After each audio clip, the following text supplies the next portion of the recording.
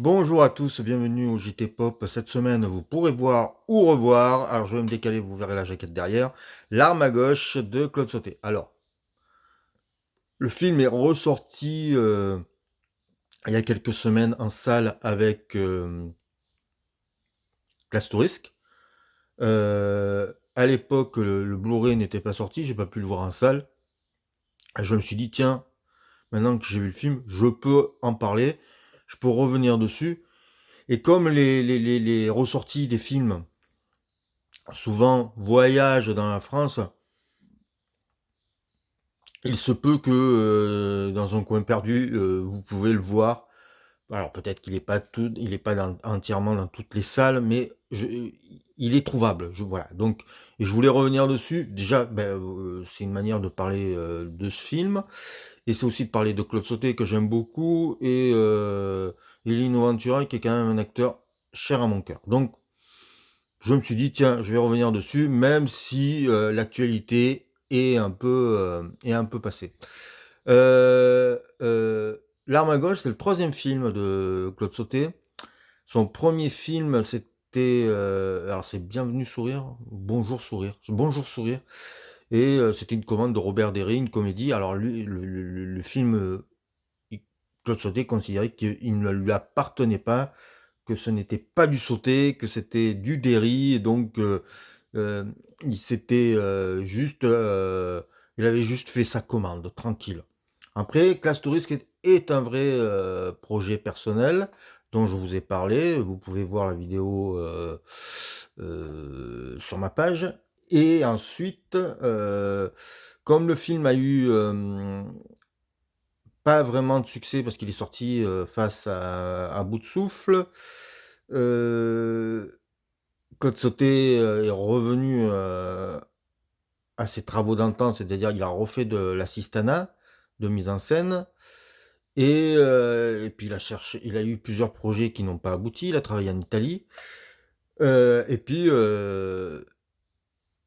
il a travaillé sur une adaptation d'un Charles Williams, un bouquin de Charles Williams. Et du coup, il a décidé lui-même d'adapter un Charles Williams et auteur américain, dont il y a eu plusieurs adaptations, dont Fantasia chez les Ploucs à Vivement le dimanche. Donc auteur américain mais éclectique.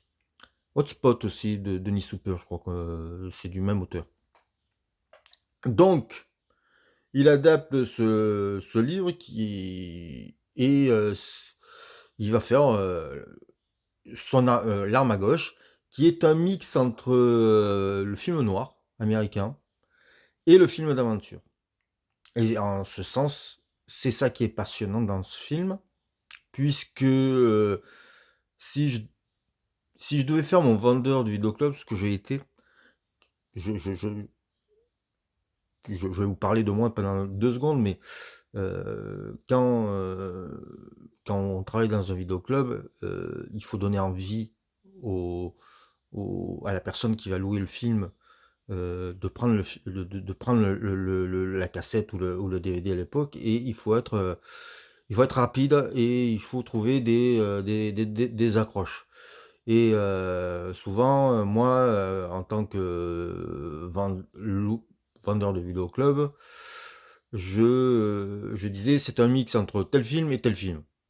Et je vais faire pareil pour la main gauche.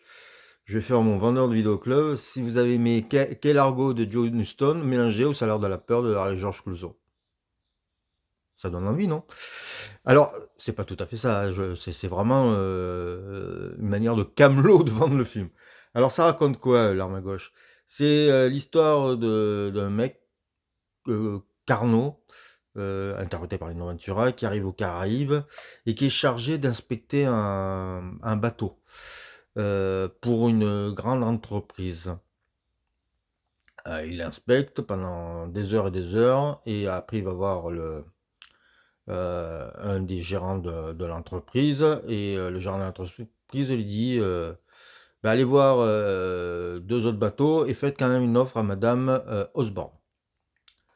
Le soir même, le bateau est volé par une bande de trafiquants d'armes, et Lino Ventura va avoir des problèmes avec la police. On se rend compte qu'il a un passé dans les chantiers navals qui s'est malheureusement mal passé, mal déroulé. Et donc, il est suspecté d'être pour quelque chose dans ce vol de bateau. La propriétaire, Madame Osborne, débarque, l'innocente, mais l'engage pour qu'elle trouve le bateau. Là, c'est la première partie, à peu près 1 heure du film. Et ensuite, dès qu'il trouve le bateau, euh, le personnage de Ventura, Carnot, va devoir affronter la bande de trafiquants d'armes, mais voilà, il va aussi devoir faire en sorte que le bateau est échoué sur un banc de sable, et en fait, faire en sorte que le bateau euh, puisse renaviguer. Mais j'en dirai pas plus parce que tout l'intérêt du film, c'est de voir tous les rebondissements, les péripéties qui vont arriver à ça. Donc, Claude Sauté considérait que c'était un film mineur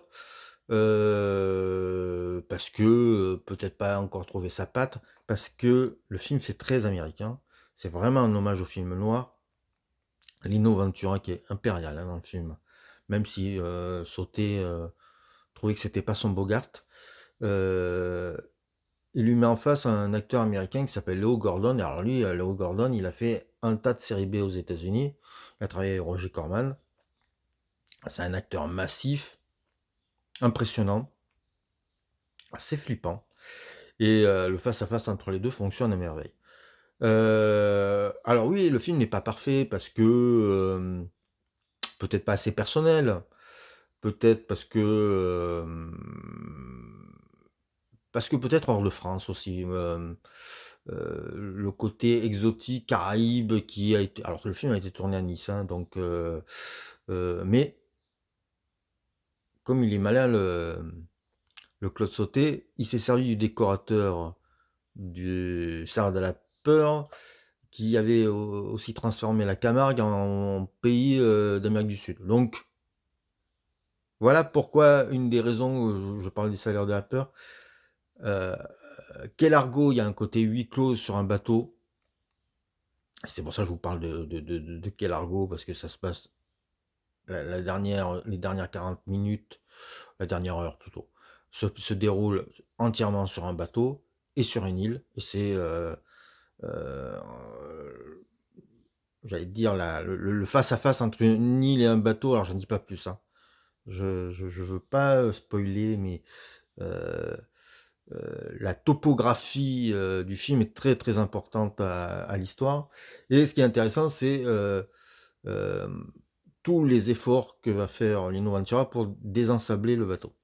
Et ces scènes-là, ces scènes qui sont des scènes de travail, où on le voit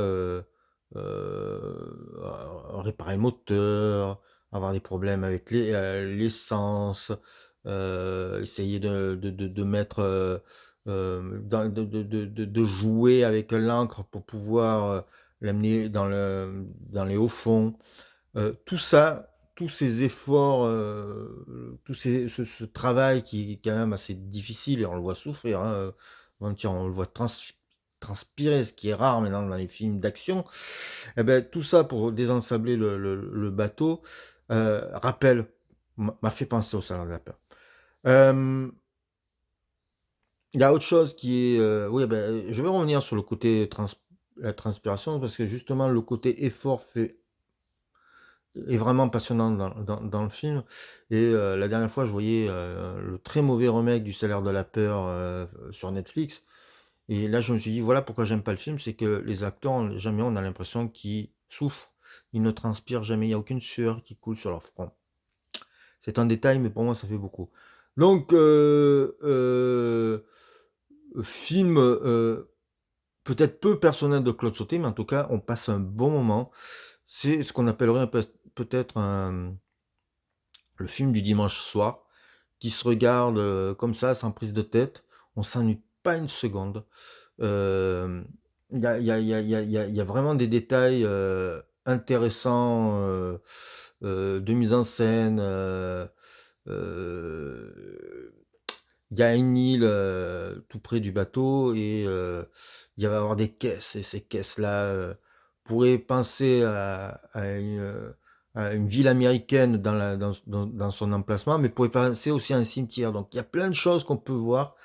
Et donc je parlais de Lino Ventura, mais bon, il n'est pas tout seul. Donc il y a Léo Gordon, il y a une actrice qui joue Madame Osborne, qui est Sylvia Cosina. Bon, ben, elle est toujours bien coiffée, hein. C'est peut-être un des défauts du film, c'est-à-dire que tout n'est pas réaliste. Il y a encore le glamour de cette époque-là. Il n'a pas arrivé à tout rendre naturaliste. Alors que par exemple, Ventura, voilà, il commence en costard cravate et il finit crasseux. Voilà. Peut-être qu'il savait mieux filmer les hommes à cette époque-là, ce qui va changer par la suite avec Romy Schneider. Mais en tout cas, voilà.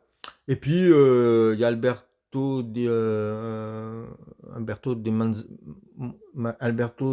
Manza, je crois, qui a fait beaucoup de giallo. Je crois qu'il est dans L'étrange vice de Madame Noire. C'est un acteur pas forcément passionnant, mais bon, c'est toujours un plaisir de voir ce genre d'acteur-là dans ce genre de film.